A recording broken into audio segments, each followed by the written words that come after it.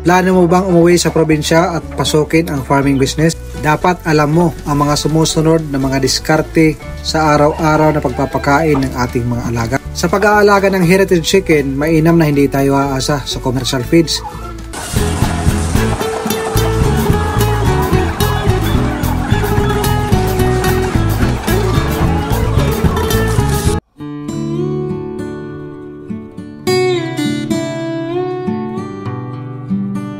Ngayon ipapakita ko sa inyo ang mga iba't ibang mga organic na pagkain na madali lang natin makukuha sa ating mga probinsya. Ang pag-aalaga ng heritage chicken ay napakaganda dahil ang heritage chicken ay pwede natin itong pakainin ng mga organic na pagkain. Sa totoo lang mga kaparmers, marami na ang pumasok sa pag-aalaga ng iba't ibang mga heritage chicken.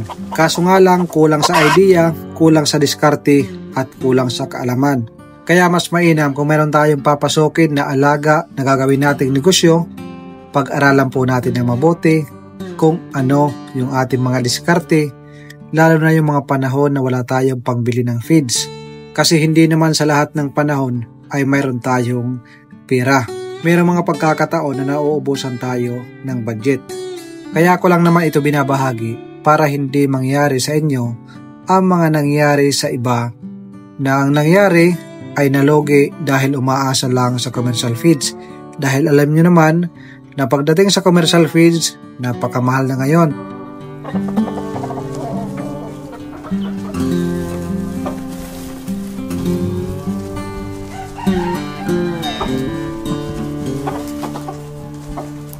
Marami nagtatanong kung mangingitlog ba ang mga manok kahit pure organic yung ating ibinibigay. Ang sagot dyan mga kaparmers, mangingitlog ho yan. Ang mahalaga, maglagay tayo ng rooster para ang itlog nila ay fertile egg. At ang fertile egg, mas mahal ang kanyang presyo kaysa sa mga table eggs. Pero mas mainam na maghahalo tayo ng commercial feeds kahit 20% lang to 30% para manatiling matataba at maganda ang katawan ng ating mga alaga. At para mas lalo silang malakas mangitlog, maghalo tayo ng Egg 1000. Marami kasi ang nagtatanong ng mga kaparmers natin kung ano yung vitamin na ating ibinibigay para maging malakas mangitlog. Ang sikreto lang natin mga kaparmers at marami naman ang nakakaalam na ang Egg 1000 ay nakakatulong. Ang nakikita nyo kaparmers, ito yung tinatawag na talinom. Ang talinom po ay napakabilis tumubo at ang kagandahan, favorite ito ng ating mga alagang manok.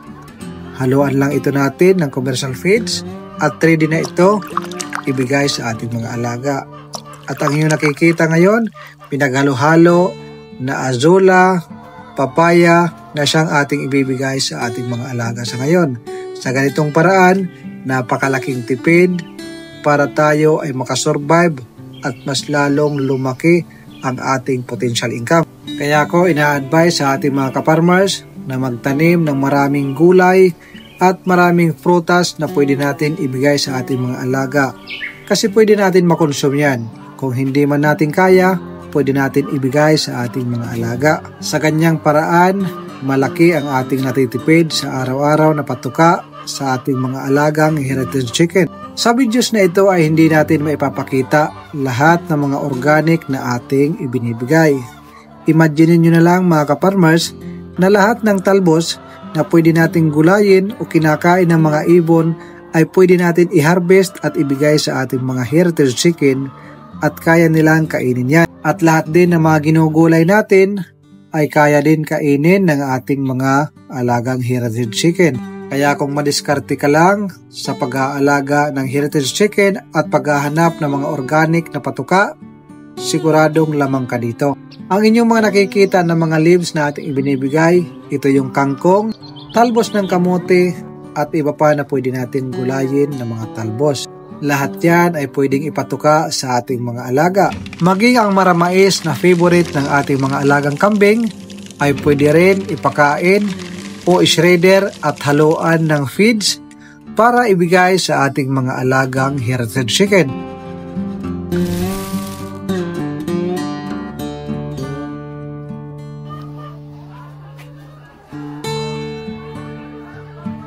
At ang isa pa sa mga libre natin makukuha sa ating probinsya ay ang talbos o dahon ng ipil-ipil. ito ay napakarami sa ating probinsya na makukuha lang natin ng libre. Pero itong ating talinom, napakarami na dahil marami tayong itinanim. Sabi ko nga sa inyo, napakabilis nitong mabuhay at napakabilis dumami. Sa panahon ng ating pagplaplano, especially kung nasa trabaho ka pa ngayon, nasa abroad ka man o nasaan ka man na lugar. Kung ikaw ay nagplaplanong pumasok sa pag-aalaga ng mga manok or na kahit na anong livestock, ngayon pa lang ay gumawa ka ng paraan at siguraduhin mo na makakapagtanim ka ng iba't ibang mga organic na pwede nating ipakain sa ating mga livestock na pwede nating alagaan. Kasi sa tamang panahon sa inyong pagsisimula sa inyong farming business, napakalaking tulong yan para kayo ay makatipid at makasurvive sa pang-araw-araw na patuka ng ating mga alaga. Lalo na sa panahon pag tayo ay gipit at wala tayong budget pambili ng commercial feeds. Kaya sa ating mga kaparmers na nanonood, huwag po kayong magsawa sa aking mga sinasabi. Dahil ang aking mga sinasabi, pag ginawa nyo yan ngayon, siguradong hindi kayo magsisisi once na magsimula kayo sa farming business. At once na kayo ay makapag-harvest na, maaalala nyo ako na totoo pala yung aking mga ibinabahagi. Kaya sa ating mga kaparmers na nanonood ngayon, alam ko yung iba hindi pa nakapag-subscribe sa ating YouTube channel. Kaya inaanyayahan ko kayo na mag-subscribe sa ating YouTube channel dahil marami pa tayong ibabahagi na kapupulutan ng idea na makakatulong sa pagsisimula sa inyong farming business.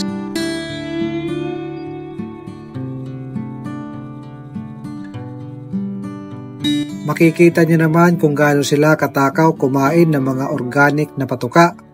Tingnan nyo mga kaparmers, kahit tinapat lang natin sa butas, ay nag-aagawan na sila. Lalo na pag ito ay ating chinap-chap at ginamitan ng shredder at hinaluan ng commercial feeds, mas lalo silang gaganahan kumain.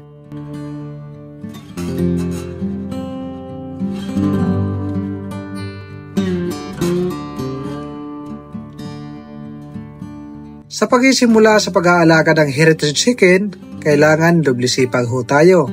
Dahil pagdating ng panahon na tayo ay mag-harvest na, ito yung mga panahon na exciting.